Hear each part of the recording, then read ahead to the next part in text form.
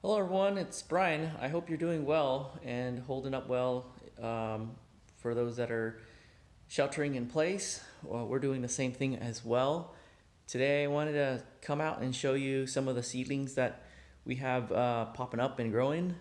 We're indoors because it's been raining the last few weeks, and all our plants are in here to give them as much light and warmth as possible. We have had some potting supplies that we've moved in because we're sowing seeds as the month goes by and the weather gets warmer.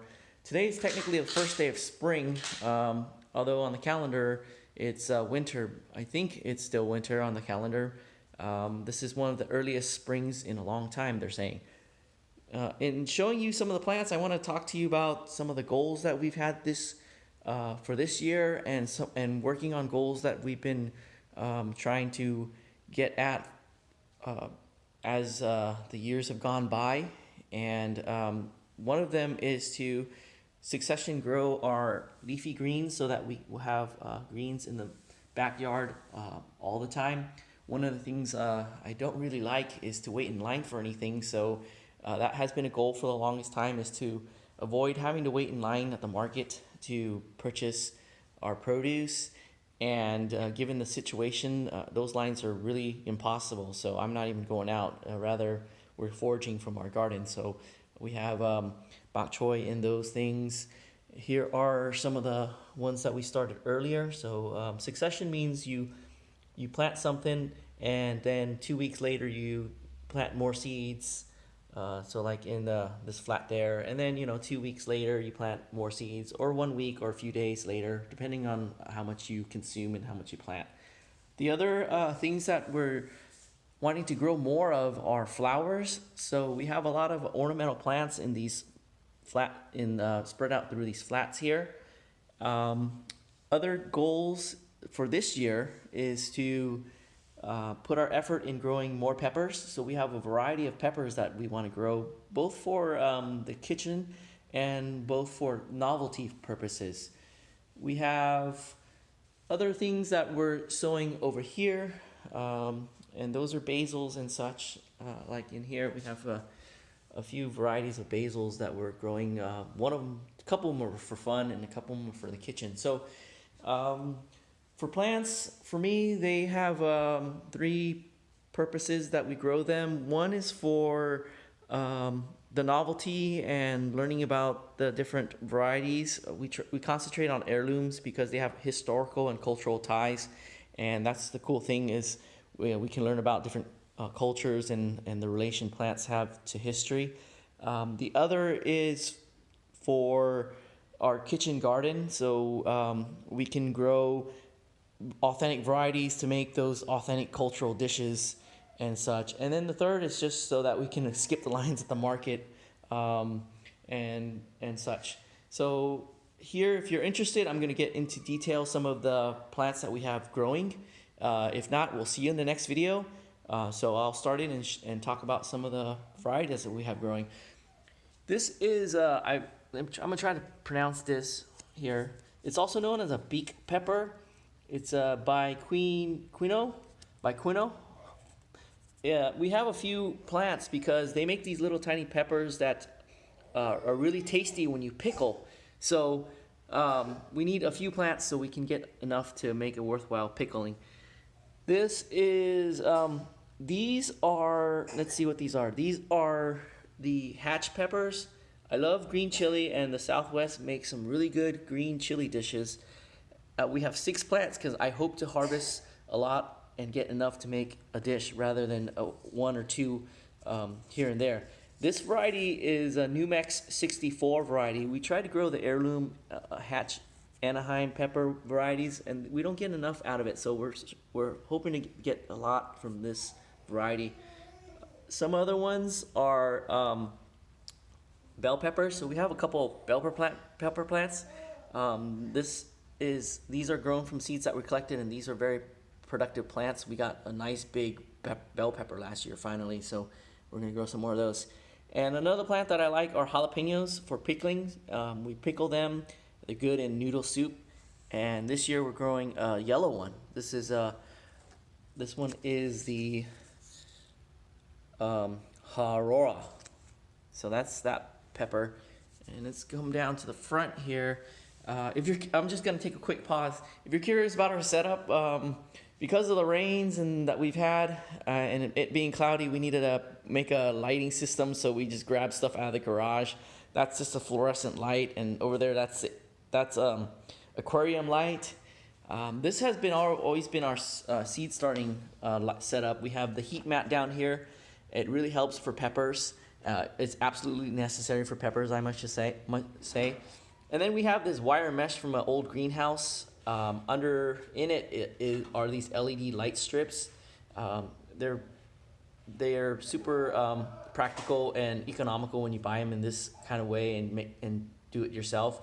And then this is a reflective panel from a solar tube that was installed in our bathroom. So we have that. The panel also keeps the heat in, and it keeps it nice and warm in there. So let's go back to our seedlings here. So we already did that tray. Over here we have some more peppers. These guys don't look very healthy. They might have some dampening issues. We're gonna nurse them. But in the meantime, I think we've already started a couple of new, sowed some more seeds in case they don't make it. This is the, I'm not gonna even try to pronounce this, or I'll try.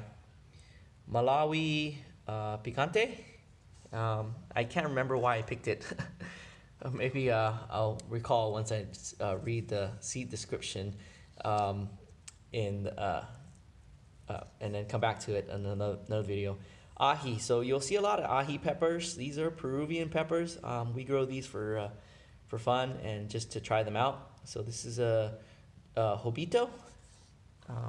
They had very interesting descriptions, and I'm blanking out on them. These are, so when we talk about tomatoes this year, you're gonna see and hear a lot about the Italian varieties. I found that they're really good paste tomatoes, and they're very practical varieties. So, we can make things like tomato soup or stews and sauces with them. One of the things I like to make is Jalapeno, but spaghetti sauce, pizza sauce, those are really good to make using Italian varieties. And I found that this year that they're actually pretty cold sensitive. So we make sure to keep them indoors. We start tomato seeds in February, and then they're usually okay outside. But I found that they're cold sensitive because last year we treated them like any other tomatoes, and we didn't get a lot of the Italian varieties that we're trying to grow. This one is supposed to be a little paste tomato.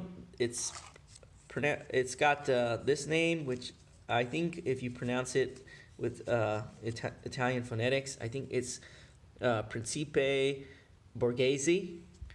So if we do it in American, might be Principe Borghese.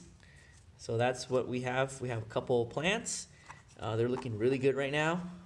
So let's put them back. And then we're gonna have a lot of aromas. This is a very practical plant, and it's actually it's a very special plant for me. Maybe we'll talk about it later this month. I grow it for also sentimental reasons. And in this tray we have ornamentals. These are purple millet.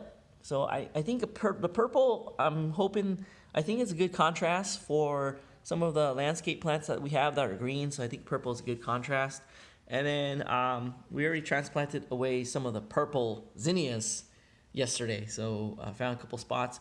And then these little nice, neat looking tufts here, these are sunballs or drumstick flowers.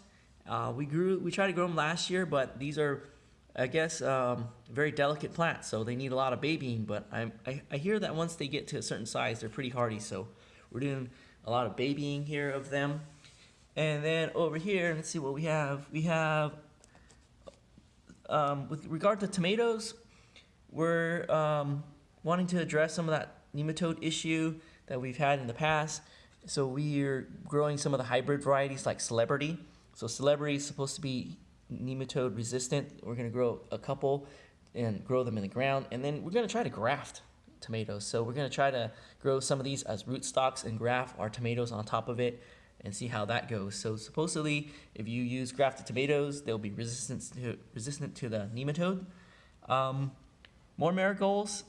They're pretty to have in the garden, and then they're practical in terms of fighting some of the nematode issues. This one's a French marigold, and this one's a hybrid variety. It's got white flowers. I think white flowers are pretty interesting, so we're growing some of these here. And then over here we have some more peppers. This is the yellow jalapeno, and then this is a regular jalapeno. So we have that one going, and more ahi. This is ahi panca. It's this one is one that they use in sauces, and of all the pancas, this is one that's more sought after and commonly used in dishes. The other one is ahi Amarillo and ahi Limo. Tomatillo. So we're trying to make a green posole this year. We have a lot of we're planned for 6 plants.